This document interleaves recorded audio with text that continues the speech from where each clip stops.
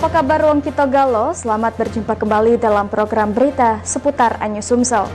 Di saat Anda siap beraktivitas di pagi hari, saya Putri Jolanda siap menemani Anda dengan berbagai berita dan informasi menarik hari ini, Selasa 7 September 2021. Sajian utama hari ini antara lain, fraksi PDIP Prabu Mulih desak evaluasi Dinkes.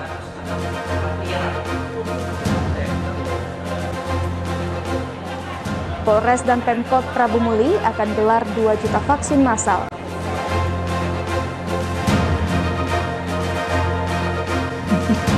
Dan jangan lewatkan kreasi roti hitam kuropan Jepang mampu memikat pecinta kuliner. Pemirsa, inilah seputar Anyu Sumsel selengkapnya.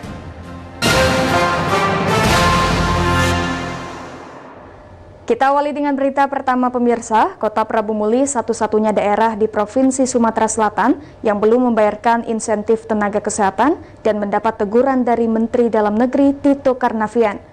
Anggota Dewan DPRD fraksi PDIP meminta Wali Kota Prabu Mulih mengevaluasi kinerja Dinas Kesehatan.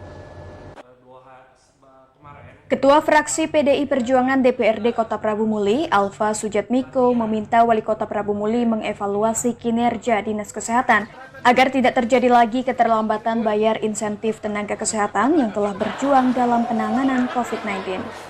Kedepan ia meminta agar tidak lagi terjadi keterlambatan dalam pembayaran insentif nakes yang dapat memperburuk citra kinerja pemerintah di mata pemerintah pusat.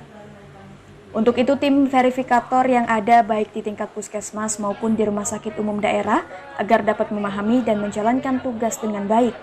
Pada pemerintah kota, kepala puskesnya dan bagian verifikatornya juga kan. Soalnya kan sudah harus ada ketentuan, verifikator juga harus mensosialisasi kepala-kepala puskes ini agar ngerti dan paham mereka. Sebelumnya, Wali Kota Prabu Mulih Ridho Yahya mengakui kesalahan pihaknya dalam keterlambatan pembayaran uang insentif nakes yang bertugas di garda terdepan penanganan COVID-19.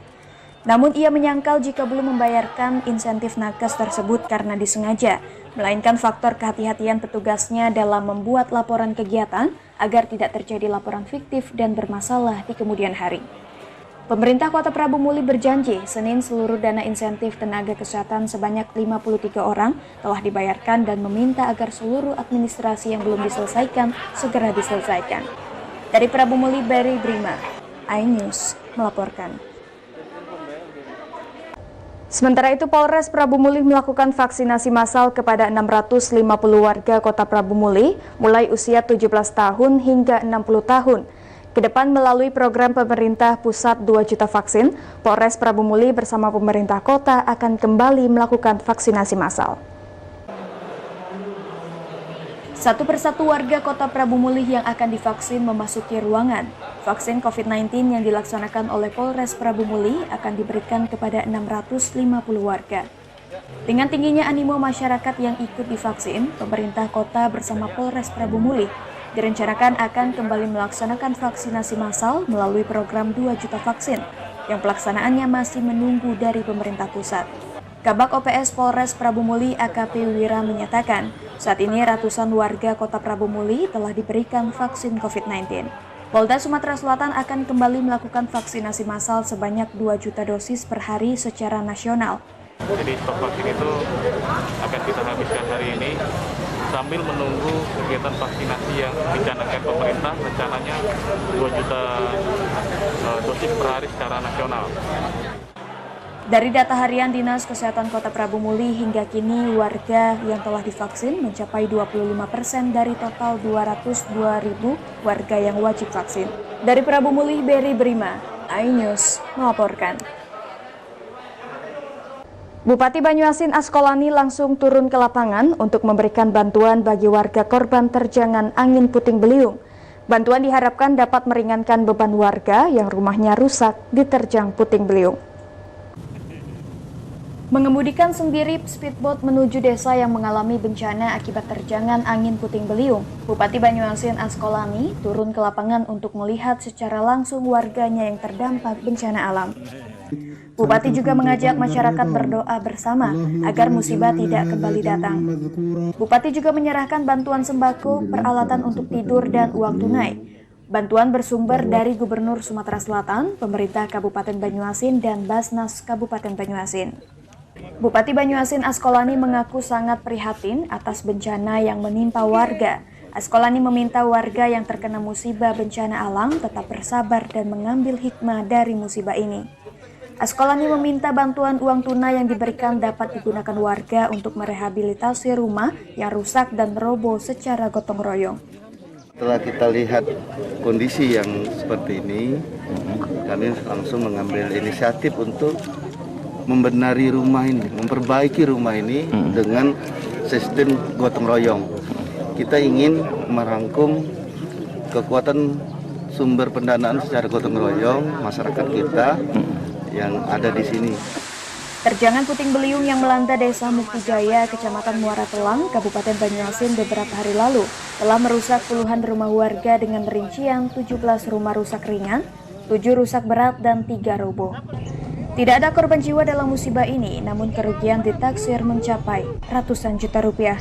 Warga diminta untuk tetap mewaspadai dampak cuaca ekstrim yang diprediksi masih akan terjadi dalam 1 pekan ke depan. Dari Banyuasin, Ahmad Saiful, iNews melaporkan. Pemirsa, hari pertama belajar tatap muka sekolah dasar di Palembang, siswa dan guru merasa gembira. Para murid senang sambil bernyanyi "Ayo ke sekolah" dengan tetap menerapkan protokol kesehatan.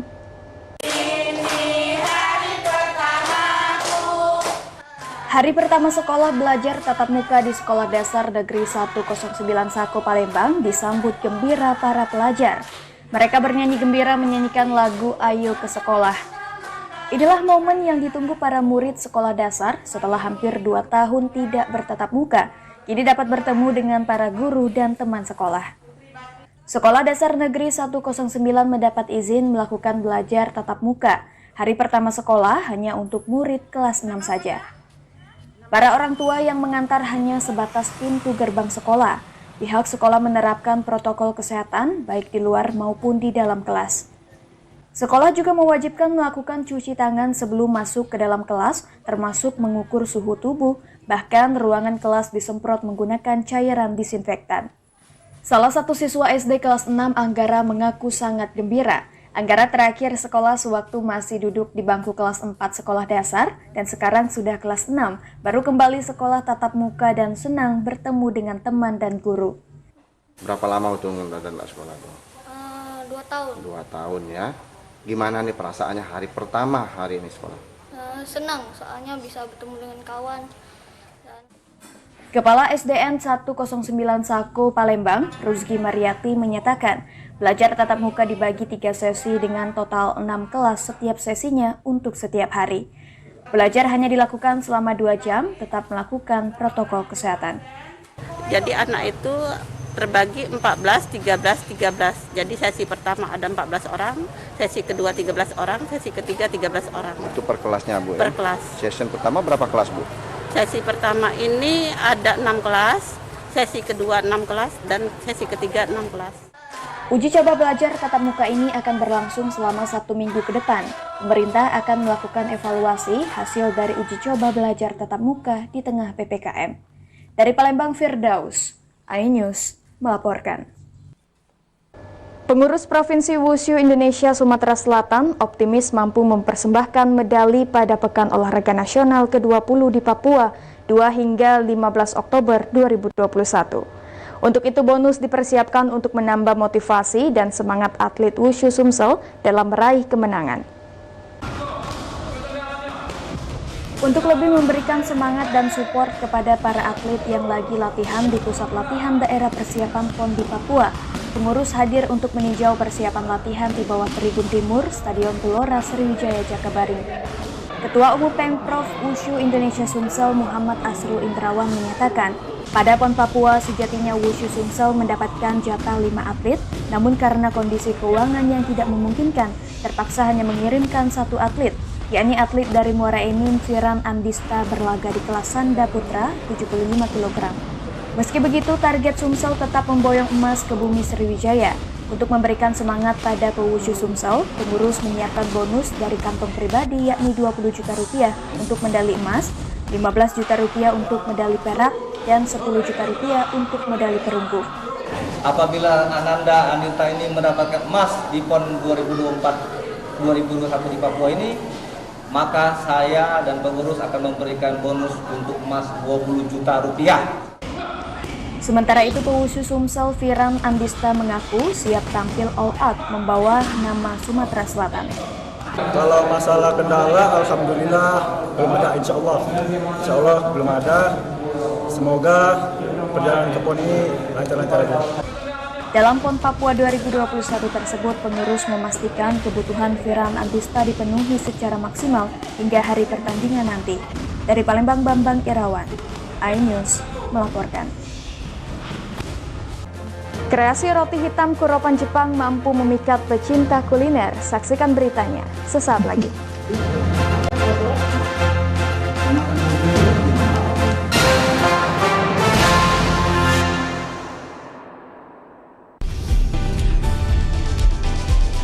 Atika Hasiholan yang lagi seneng banget karena ibunda Ratna Sarumpait akhirnya bebas bersyarat.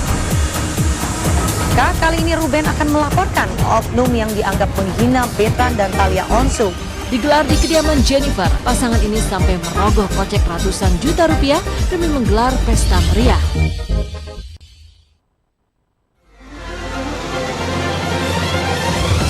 Tim gabungan kembali mengevakuasi korban kecelakaan bus Sriwijaya.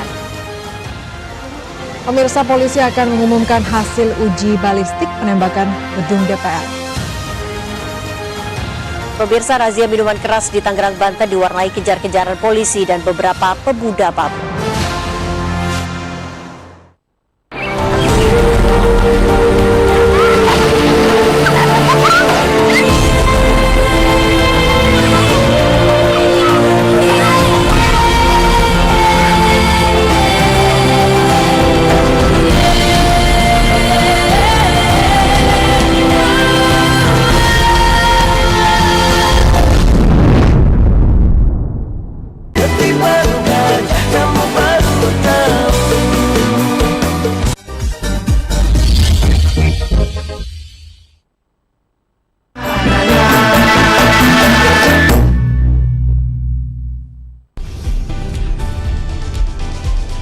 Atika Hasiholan yang lagi seneng banget karena ibunda Ratna Sarumpait akhirnya bebas bersyarat.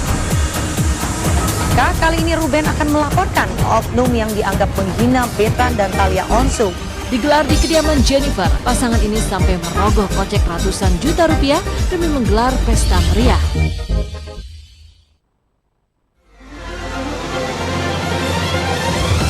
Tim gabungan kembali mengevakuasi korban kecelakaan bus Sriwijaya. Pemirsa, polisi akan mengumumkan hasil uji balistik penembakan gedung DPR. Pemirsa, razia minuman keras di Tangerang, Banten diwarnai kejar-kejaran polisi dan beberapa pemuda Papua.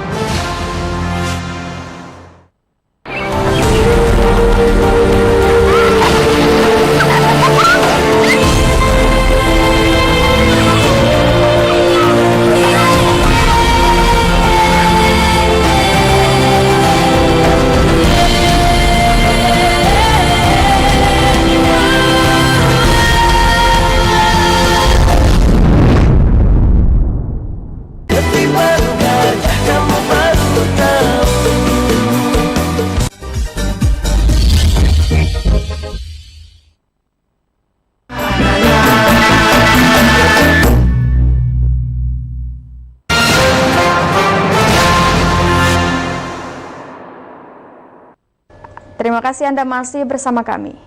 Satuan Narkoba Polrestabes Palembang meringkus 2 bandar narkoba. Dari kedua pelaku, petugas mengamankan barang bukti sabu seberat 100 gram dan 100 butir pil ekstasi.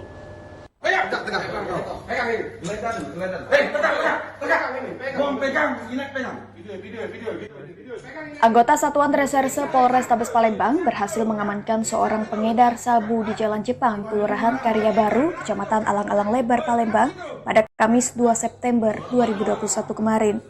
Untuk lokasi pertama, ditangkap pelaku Zulkaida warga perumahan Gria Interbis Indah, Kecamatan Alang-Alang Lebar, Palembang, dengan barang bukti berupa sabu seberat 102 gram. Dari hasil pengembangan, petugas kembali meringkus Wahyudi, warga Jalan Gotong Royong, Kecamatan Sukarami, Palembang. Pelaku diamankan saat melakukan transaksi dengan anggota polisi yang menyamar sebagai pembeli narkoba. Dari tangan pelaku diamankan barang bukti ekstasi sebanyak 100 butir. Kasat Narkoba Polrestabes Palembang AKBP Andi Supriyadi menyatakan tertangkapnya pelaku dari hasil pengembangan dari pelaku sebelumnya yang merupakan pengedar sekaligus kurir narkoba. Untuk satu kali antaran narkoba, pelaku diimingi upah Rp1 juta. Ini kita TKP-nya tertangkap tangan pada saat melintas di Jalan Jepang di Kecamatan Alang-Alang Lebar. Jadi ini langsung kita transaksi dengan anggota kita di jalan, sehingga kita dapatkan yang bersangkutan ini sempat membuang di TKP. Atas perbuatannya, pelaku terancam Undang-Undang Nomor 35 Tahun 2009 tentang narkotika dengan ancaman kurungan pidana di atas 10 tahun penjara. Dari Palembang, Muhammad David, iNews melaporkan. Pemirsa, butuh uang untuk biaya servis motor. Seorang pemuda di Palembang nekat mencuri layar monitor. Pelaku diringkus polisi. Sambil membawa layar monitor komputer, Agung Wibowo, pemuda berusia 19 tahun, warga Jalan Swadaya, Kecamatan Alang-Alang Lebar, digelandang petugas ke ruangan Reskrim Polrestabes Palembang. Pelaku ditangkap setelah nekat mencuri di salah satu rumah kos Jalan Inspektur Marzuki, Kecamatan Ilir Barat 1, Palembang. Pelaku yang diketahui bersama temannya yang kini masih buron masuk ke dalam kos korban Satria Wijaya dengan cara merusak pintu jendela kamar kos. Agung Wibowo mengaku nekat mencuri karena terdesak butuh uang untuk memperbaiki sepeda motornya yang rusak. Dewean apa yang sama ada kawan? Ada kawan? Ya yang masuk dewean. Masuk ke dewean. Apa yang kau ambil? Inilah yang bukan. Bisi monitor ya. Monitor ya. Kita untuk menerima motor. Kasat Reskrim Polrestabes Palembang Kompol Triwahyudi menyatakan saat ditangkap pelaku juga membawa sebilah senjata tajam. Tersangka pelaku berhasil kita amankan satu orang, dan pada saat mengamankan pelaku kita geledah badannya, dia juga membawa sajam. Pelaku dijerat pasal berlapis yakni 363 KUHP dan Undang-Undang Darurat dengan ancaman pidana penjara di atas 5 tahun penjara. Dari Palembang, Muhammad David, iNews melaporkan.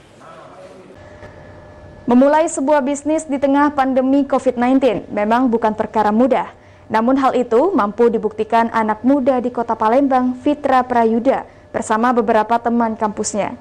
Fitra sukses merintis usahanya dengan mengkreasikan roti kukus panggang tradisional Jepang atau kuropan dengan isian varian premium. Berawal dari obrolan santai mencari tempat kumpul bersama, sekumpulan anak muda di Kota Palembang sukses membangun bisnis roti hitam kuropan Jepang. Di tengah pandemi COVID-19, sebuah prospek bisnis usaha yang cukup menjanjikan saat ini. Dikomandoi Fitra Prayuda Persa atau akrab disapa Yuda, mulai merintis usahanya menjual dagangannya secara mobile dengan memanfaatkan bagasi belakang mobilnya di seputaran kawasan Kambang Iwak Palembang. Roti kuropan merupakan jenis roti kukus panggang tradisional Jepang yang saat ini cukup digandrungi kalangan milenial. Dalam mengkreasikan roti tersebut, Yuda bersama temannya berinovasi membuatnya lebih menonjolkan kearifan lokal, menambah isian roti layaknya burger dengan berbagai varian isi premium, mulai dari sosis, nugget, daging hingga telur, yang menciptakan sensasi dua rasa dari roti yang mereka buat, yaitu manis dan pedas. Mewaan dari produk kami itu selain warnanya yang hitam, memakai korkol asli, itu isinya juga isian premium Kak, seperti sosisnya, dagingnya, Nutella, Ovomaltine, dan banyak lagi selai-selai premium, beda dengan roti lain. Kreasi roti hitam kuropan milik Fitria Prayuda ini mampu memikat para pecinta kuliner di Kota Palembang. Makan kuropan paket spesial. Oke, gimana rasanya Salwa? Rasanya enak, gurih, dan pokoknya pas deh. Saat ini penjualan dari roti kuropan yang dipasarkan Fitra Prayuda cukup stabil meski di tengah pandemi COVID-19. Satu porsi roti ini dibanderol dengan harga Rp8.000 hingga Rp18.000, tergantung varian isi yang diinginkan. Dalam sehari rata-rata mereka mampu menjual sekitar 50 porsi roti kreasinya ini dengan penjualan yang kini mulai didominasi pemesanan secara daring. Dari Palembang, Bambang Irawan, iNews melaporkan. Demikian sajian seputar iNews Sumsel hari ini. Terus saksikan program seputar iNews Sumsel setiap Senin hingga Rabu pukul 5.30 pagi waktu Indonesia bagian Barat. Saya Putri Jolanda. Sampai jumpa.